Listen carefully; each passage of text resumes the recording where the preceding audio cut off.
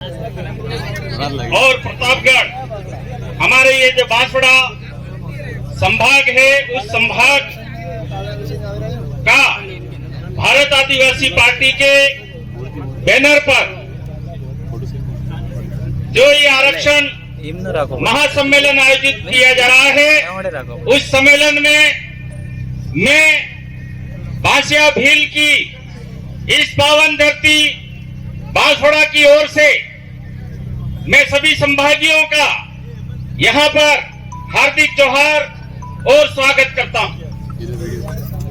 आज हम सब यहाँ पर अनुसूचित क्षेत्र आरक्षण महासम्मेलन के लिए यहाँ सम्मिलित हुए हैं, एकत्रित हुए हैं।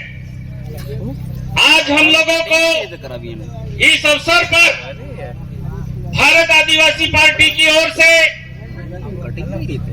बांसवाड़ा डूंगरपुर जो हमारी लोकसभा क्षेत्र है, उस क्षेत्र से हमारे आदिवासी समाज की ओर से वो कैमरा भारत आदिवासी पार्टी की ओर से मैं भी 10 साल से कर रहा हूँ।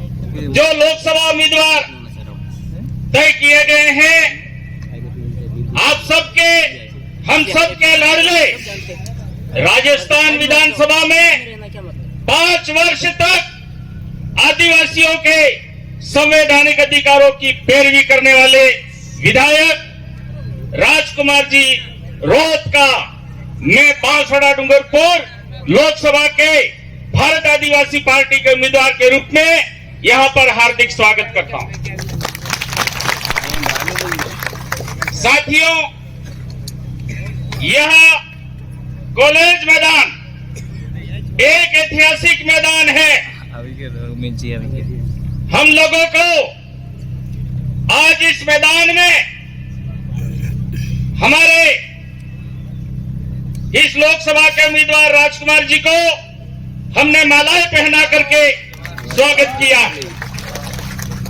और ये माला कोई मामूली मालाएं नहीं है, ये एडवांस में भारत आदिवासी पार्टी के लोकसभा उम्मीदवार की जीत की माला है। ये सांसद की माला हम लोगों ने पहनाई और ये माला झूठी नहीं पड़ेगी। निश्चित रूप से हम सब दिन रात मेहनत करेंगे और हम राजकुमार जी रोहत को लोकसभा में बांसवाड़ा डूंगरपुर के ही नहीं, पूरे उदयपुर संभाग के आदिवासी क्षेत्र के आदिवासी समाज के हक और अधिकारों की मांग, उसकी आवाज जो है वो लोकसभा में उठाने के लिए हम भेजना चाहते हैं। और इस अवसर पर हम लोगों ने यह अनुसूचित आरक्षण महासम्मेलन आयोजित किया।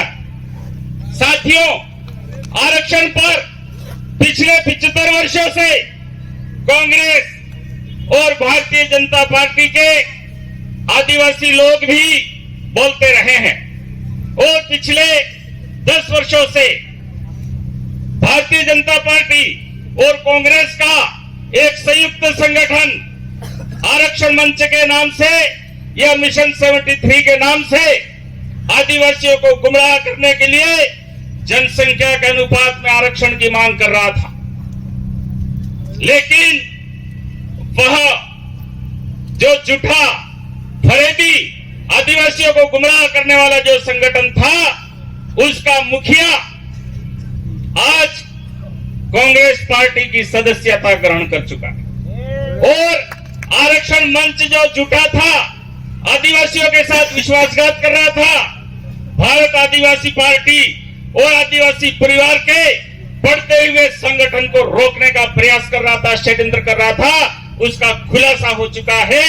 और अब आरक्षण मंच और मिशन 73 के नाम से जितने भी लोग काम कर रहे थे, वो आज इस मैदान में भारत आदिवासी पार्टी के साथ।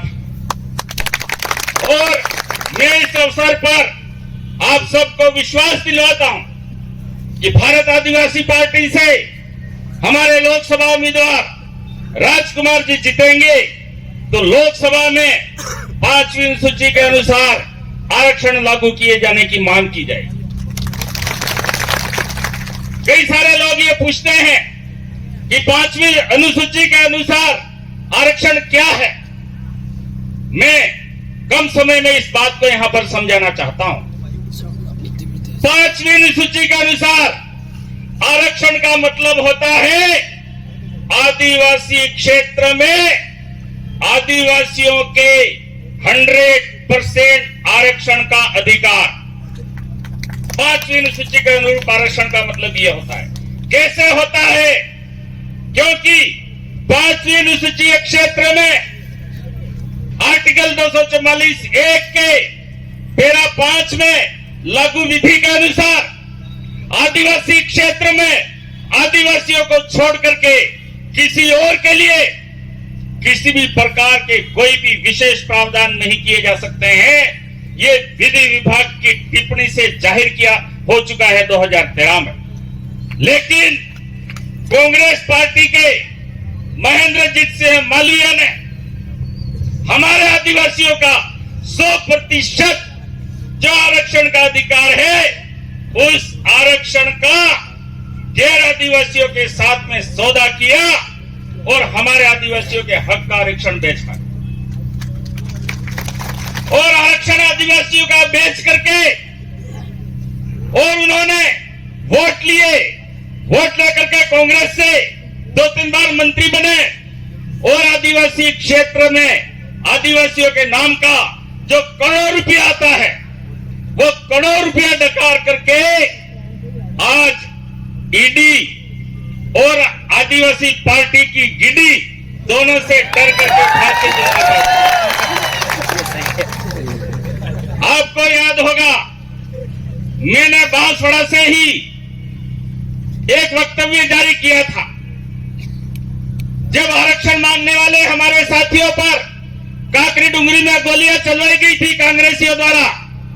उस षड्यंत्र में महेंद्र मालवीय शामिल था और आरक्षण मंच के लड़के हमारे अभी कुछ समय पहले हाईवे जाम करने के लिए यहां पहाड़ियों पे चढ़े थे बागुद्रा क्षेत्र में। उस समय हमारे कई सारे आदिवासी बेरोजगारों को और हमारी बहनों को महेंद्र मालवीय ने जेल में डलवाया और उस समय एक बैठक आयोजित की थी। उस समय मैंने श्राप दिया था कि आदिवासियों के हक और अधिकार को आरक्षण को बेचने वाला महेंद्र मालवीय तू किसी भी हालत में विधानसभा का चुनाव नहीं जीत सकता है। कौन जीतेगा ये मैं नहीं कह सकता हूं, लेकिन तू कम से कम नहीं जीत सकता है। ये मैंने चांद सूरज और धरती माता को साक्षी मान करके इसको श्राप दिया था। लेकिन आप लोगों की कमजोरी की वजह से वो जीत गया। लेकिन मेरे चांद सूरज और धरती माता इस कुदरत ने न्याय किया, उसकी बुद्धि भ्रष्ट की और आज उसको खुद को त्याग पत्र दे करके और भारतीय जनता पार्टी की ये मेरे चांद सूरज और धरती माता ने एक मौका दिया है हम सब लोगों को कि उस आरक्षण खोर और आदिवासी समाज के गद्दार को हमें ये जो विधानसभा में त्याग पत्र कुदरत ने दिलवाया है, उस त्याग पत्र दिलाने के बाद में दोबारा उसको लोकसभा और विधानसभा की दहलीज देखने नहीं देनी। ये संकल्प हम सबको करना है।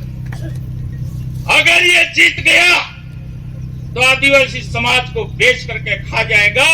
5,000 करोड़ रुपया आदिवासी समाज के नाम का आया, उस रुपये को खा करके और ये ईडी के डर से आज नरेंद्र मोदी की गोद में जाकर के बैठ गया। लेकिन आदिवासी समाज को संकल्प करना है कि हमारे भाई बहनों के हिस्से का रुपया खाने वाला, हमारे बेरोजगारों के हिस्से का आरक्षण बेचने वाला जो है, उसको अब हम कभी भी लोकसभा और विधानसभा देखने नहीं देंगे। ये बात कहते हुए मैं अपनी बात को विराम देता हूँ। सब भाई मेरी बात सुनने के लिए जोहार। जय आदिवासी, जय भीम।